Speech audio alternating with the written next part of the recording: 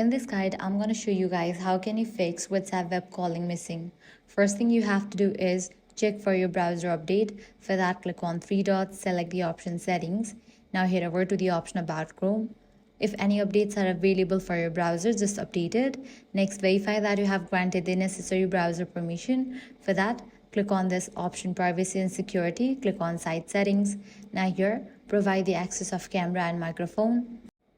Next up, ensure you have stable internet connection. Both your computer and your phone should be connected to a reliable network because WhatsApp web relies on your linked phone to stay connected. Next, if you're connected to VPN or proxies, you'll need to disable it. For that, navigate to settings page, go to extensions. From here, you can temporarily disable it or completely remove it. Another helpful step is to refresh WhatsApp web. Also, you can sign out and sign back into your account. This can resolve temporary glitches that prevent features from loading properly.